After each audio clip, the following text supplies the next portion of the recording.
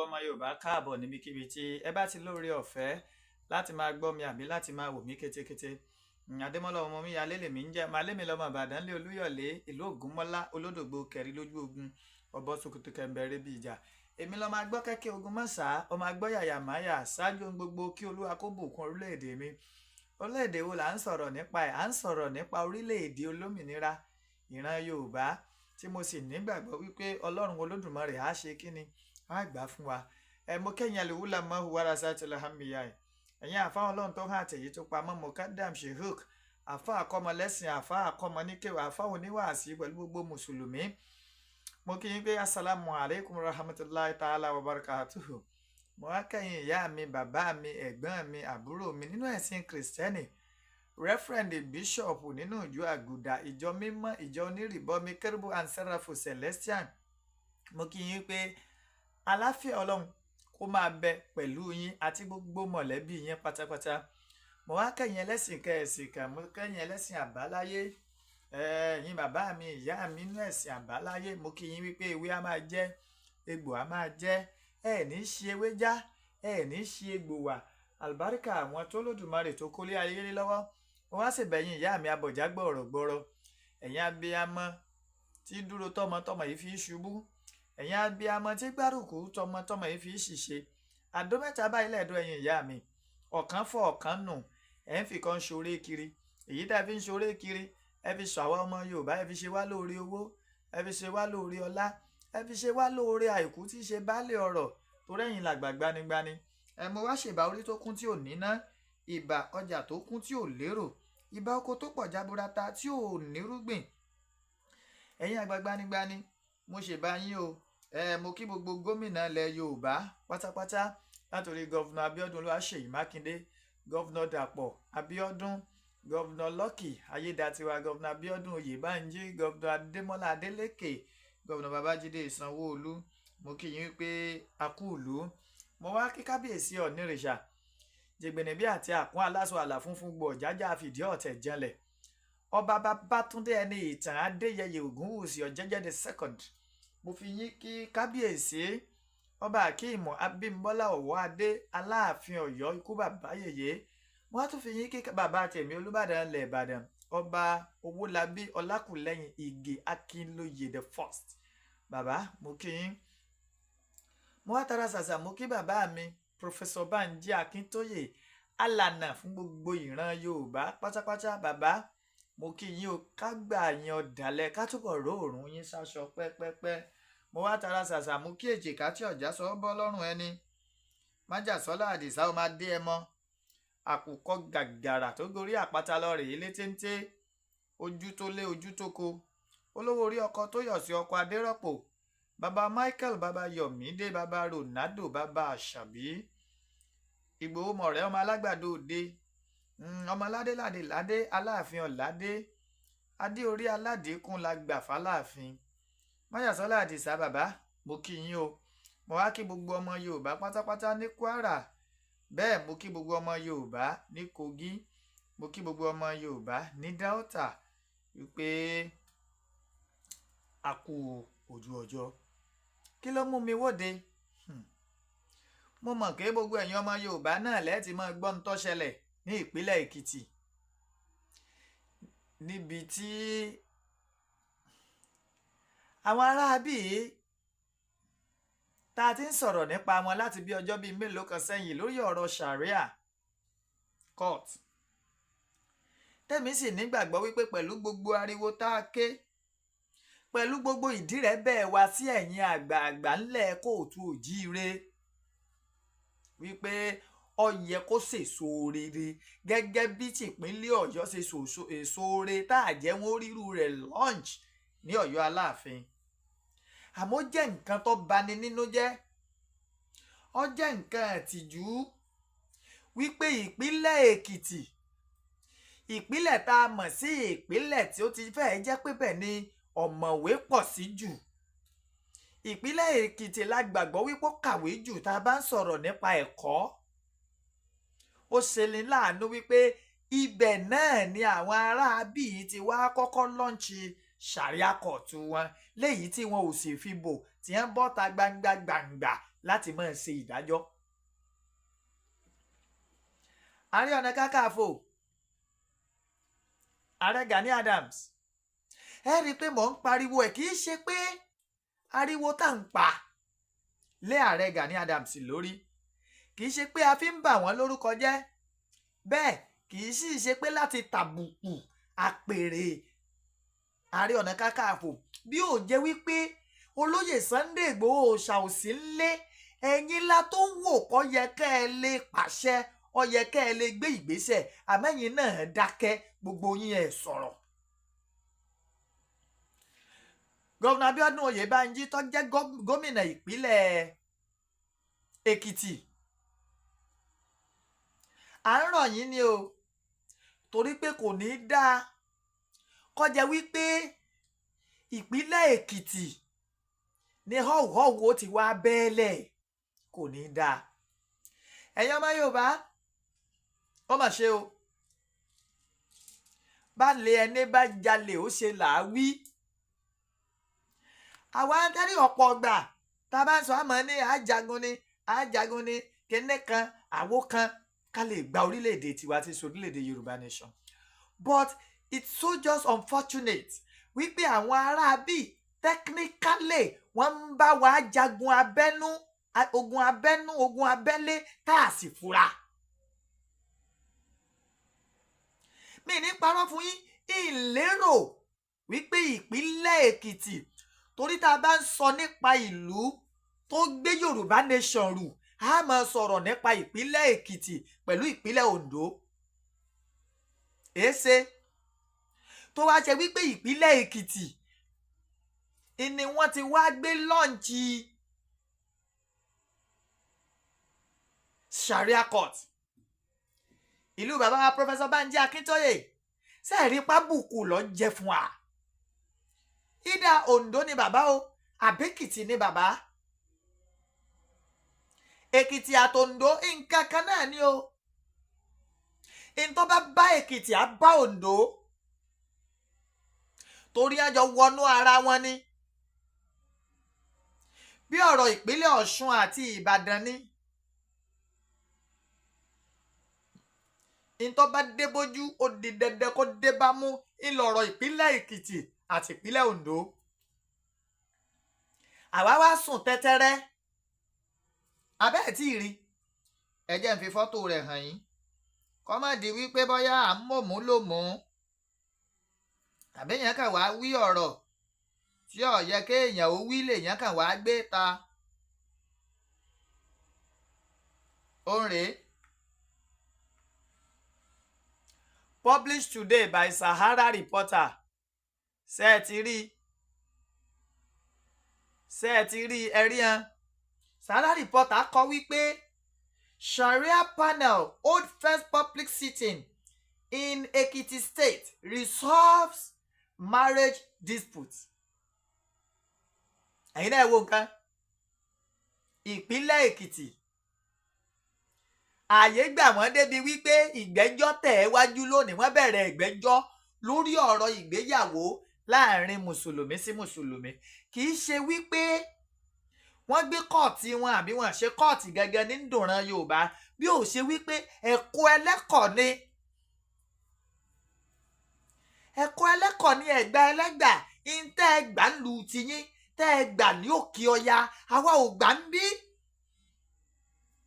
Òfin Saudi ọ̀lọ́ ní Nàìjíríà, òfin Saudi ọ̀lọ́ ńlẹ̀ Kàrọ̀ Òjìrè.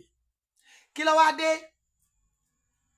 Ìgbà tí President Trump tí ẹ ń búra fún láyà àjẹta, ẹ ráwọn òfin tó sáré ṣe, léyìí tó túmọ̀ sí wípé òfin ìlú kan ò bá ìlú kan mu. Fún yín láti wá force òfin Sharia lé wa lórí ńlẹ̀ Kàrọ̀ Òjìrè, a jẹ́ wípé àwọn àgbà Yorùbá kan ti gbàbọ̀dé. Wọ́n ní ìyá kan ń bẹ lẹ́kìtì tí ń fún àwọn ará bíi ní bákìn pé wọ́n máa ṣe tó bá wù wọ́n. Èmi skul lẹ́kìtì, mo sì mọ ìpínlẹ̀ Èkìtì sí ìpínlẹ̀ tó gbàgbọ́ nínú ìṣẹ̀ṣe jù. Èé wá ṣe ẹ̀yin oníṣẹ̀ṣe, kílẹ̀ ń wò? bàbá mi bàbá Èkìtì kí la ó ti ṣe yìí sí o Èkìtì kété Sharia kóòtù ní Èkìtì kété kí la ó ti ṣe yìí sí o Èkìtì kété kí la fẹ́ fi bó láti ron tí ń bẹ ńlẹ̀ yìí bó la ṣe fẹ́ explain ní ọ̀rọ̀ tó ń délẹ̀ yìí bó ló ṣe jẹ́ bó ló ṣe wáyé. èmi kàn ń pé gbogbo ẹ̀yọ́ ọmọ Yorùbá pátápátá ẹ má sùn ẹ ṣe kí ni ẹ má sùn.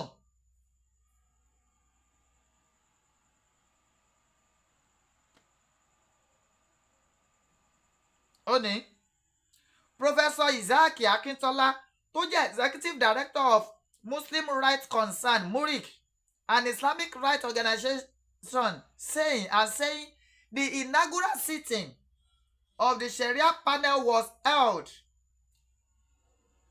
last Thursday. wọ́n ṣẹ̀ṣẹ̀ wá publish ẹ̀ ta ni lẹ́rẹ́ ti run lẹ́rẹ́ ti ṣe kíni. Wàláì ọjà Aba Central Mosque ní Adó Èkìtì ló ti wáyé. ọjà Aba Central Mosque góńgórí imú gangan ni kì í so di ìlú o inú ìlú gangan.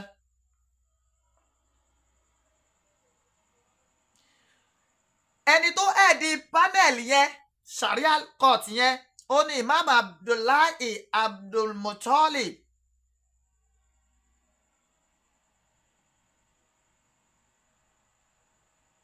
Imagine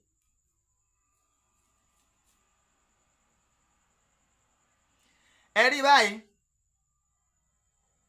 ẹ̀yin kìrìsìtẹ́nì kílẹ̀ ń wò ẹ̀yin oníṣẹ̀ṣe ní ìpínlẹ̀ Èkìtì ó mà ṣe o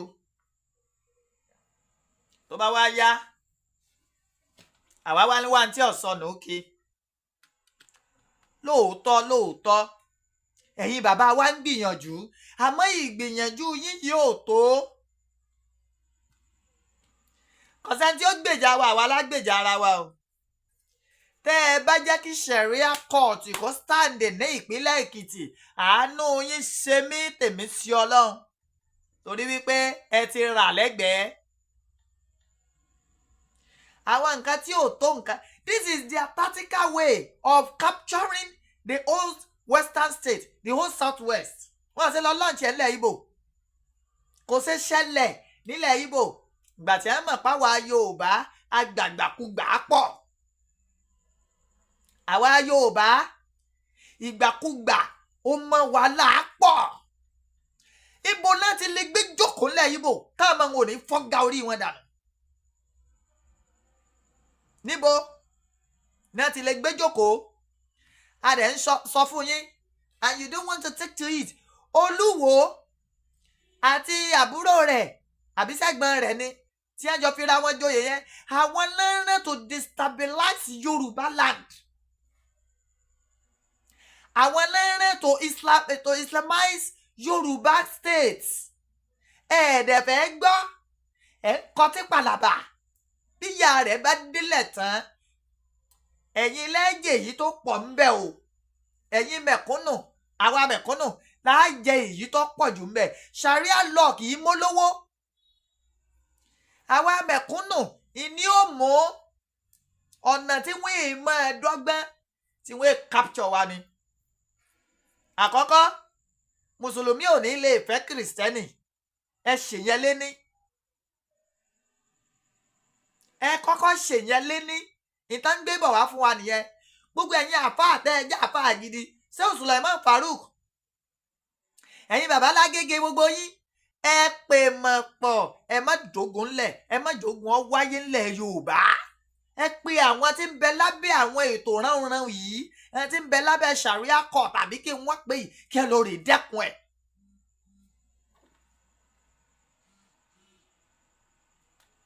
mo wá pe gbogbo ẹgbẹ́ tó ní í ṣe pẹ̀lú ọ̀rọ̀ Yorùbá àsìkò ti tó tá a gbọ́dọ̀ ṣera wa lọ́kan. Let's fight this battle together. ẹ rí i pé nígbà bíi ọjọ́ mélòó kan sẹ́yìn tí gómìnà ìpínlẹ̀ Ọ̀yọ́ tó pariwo kó àwọn ajínigbé àwọn tẹ́rọ́rìsì ISWAP wọ́n ti dé sáwọn ibìkan ìpínlẹ̀ Ọ̀yọ́ wọ́n mọ̀ kọ́ńkà wọn. bẹ́ẹ̀ ìpínlẹ̀ Ọ̀ṣun ẹ dákun Èkìtì àtòǹdó ẹ fẹ́ lajú ju bẹ́ẹ̀ ṣe wà lọ ni. ẹ má bínú ẹ̀yin ìyá mi ẹ̀yin bàbá mi tẹ́jọ́ mi Èkìtì tẹ́jọ́ mo Oǹdó. torí pé kí ni èmi fúnra lára mi òró kan rẹ̀ pẹ̀lú rẹ̀ ọ́ wáyé láti ìpínlẹ̀ Èkìtì. ìgbà tá a dẹ̀ pariwo ti ìpínlẹ̀ Ọ̀yọ́ ọ̀pọ̀lọpọ̀ àwọn mídíà sọ̀rọ̀sọ̀rọ̀ lórí ọ̀rọ̀ Yorùbá Nation ò bá wa dá sí. àwa la mọ̀ gbèsè tá a gbé, àwa la mọ̀ bá a ṣe ké gbàjarì tá a lu gbogbo orí ayélujára pa àwa ọmọ ìpínlẹ̀ Ọ̀yọ́. We wrote letters to the appropriate quarters. gbogbo òwe ìròyìn gbé gbogbo rédíò station ńlẹ̀ Ìbàdàn wọ́n pariwo ẹ̀ pé àwa a ò fẹ́ Sharia kọ́ọ̀tì kankan. inú mi dẹ̀ dùn pé kábíyèsí Aláàfin Ọ̀yọ́ tuntun àánú ò ní láíláí gbàgbàkúgbà. kí wá ló dé?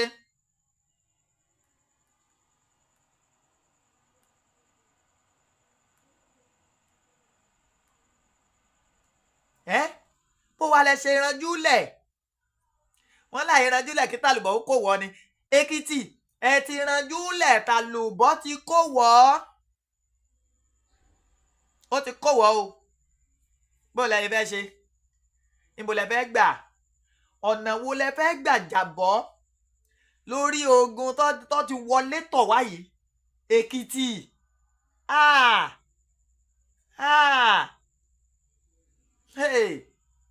bàbá Èkìtì, I expect nothing than káriwo ti máa lọ látàná kí gbogbo orí ayélujára ó ti kún, but you all kept mute as if you are happy with what is happening. àyíkọ́ àti sọ̀rọ̀ Ààrẹ Ọ̀nà Kakanfò sọ̀rọ̀ lórí ọ̀rọ̀ Sharia. wọ́n sọ̀rọ̀ Àrólé Oòduà Ọ̀nìrìṣà àsìkò ti tó fún yín láti sọ̀rọ̀. ewì adó gbogbo ẹ̀yin lọ́balọ́ba ní ìpínlẹ̀ Èkìtì ẹ sọ̀rọ̀. This is nonsense, errant nonsense. kí ló dé? ìpínlẹ̀ Èkìtì kò sí agbègbè kan ní ìpínlẹ̀ Èkìtì tí ò ní ìṣẹ̀ṣe. Go and find out. kò sí, torí gbogbo wọ́n mú ìṣẹ̀ṣe ní ọ̀kúnkúndùn. mùsùlùmí àti kìrìsìtẹ́nì àtẹlẹ́sìn àbáláyé wọ́n jọ ń ṣe àṣepọ̀ tí ò bí wàhálà kankan. ẹjọ́ nítorí Ọlọ́run iná wá gbé wá yìí sẹ́ẹ̀rí bí wọ́n ti fẹ́ da wàhálà sí yín lágbádá. jù ẹ̀jẹ̀ lọ ìyà ní màá mú jẹ ni. And let me tell you this, gómìnà ìpínlẹ̀ Èkìtì Abíọ́dún Oyèbánjí, tẹ́ ẹ bá torí pé ẹ fẹ́ dìbò ẹ ń wá pé ẹ fẹ́ ṣe second term, ẹ sọ òótọ́ ọ̀rọ̀, ẹ gbé ìgbésẹ̀ tó yẹ ká gbé, yóò lè díẹ̀ o. ọmọ Yorùbá bá yín mú nǹkan lẹ̀. former governor Ayọ̀délé Fáyọ̀ṣe,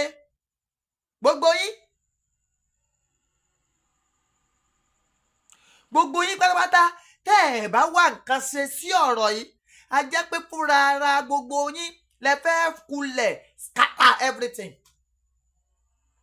ní nǹkan kan ìkọ́mọ̀. ìsìláàmù tẹ́yìn ń ṣe ó yàtọ̀ sí ní tà ń ṣe nílẹ̀ Yorùbá. ìgbà náà lẹ́ẹ̀ láwọn kan wọ́n káwọ́ wọn kírun dáadáa ẹ gé wọn lọ́wọ́ ẹ bẹ́ wọn lórí. àfẹ́rù ẹ̀ ńlẹ̀ Káàárọ̀ Oòjíire, àfẹ́ ìtàjẹ̀sílẹ̀ ìran wa kankan. ìdí nìyẹn tá a fi ń pariwo tá a mọ̀ wípé wọ́n padà gbérùá láti ìpínlẹ̀ Èkìtì. ẹ̀yin ará Èkìtì ẹ disappoint mi. yes, torí with the population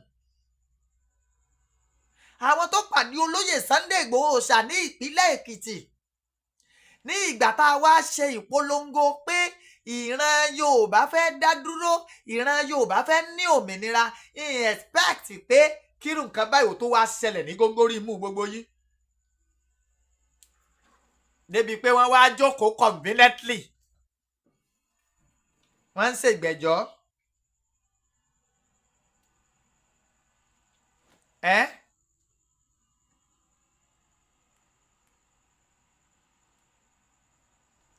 wọ́n ń ṣe ìgbẹ́jọ́ débi pé tó wá ń gbẹ́jọ́ wọ́n ń dájọ́ ń bẹ̀ ẹ̀dẹ̀ ń wòran inú yẹn ń bí mi, inú mi bàjẹ́. àìsílé ológìní ilé dilé èkúté, àìsílé olóyè Sunday Igboho Òòṣà ó ti ń kọ̀ sí ìran Yorùbá ní so many things. ẹ gbọ́ olóyè Sunday Igboho Òòṣà tí ò sí lé ó ti ń kọ̀ sí ìran Yorùbá ní so many things because kálólóyè Sunday Igboho Òòṣà wà lé ni ẹ̀yin náà ẹ̀ dá ní lóhùn sọ possible kankan láwọn lọ́ǹchì Sharia law àbí nǹkan kan kò ṣeé ṣe, kò lè work, kò lè ṣe kí ni, kò lè work. ẹ má bínú mò ń ṣe program lọ́wọ́ ní iná dé, kò sí iná tẹ́lẹ̀. so àìsílé Àdìsá ọmọ adé ẹ mọ́ ni ló ti fààyè gba gbogbo nǹkan yìí. mo wá rọ ẹ̀yin ará ìpínlẹ̀ Èkìtì wípé kí ni nǹkan tá a fẹ́ ṣe.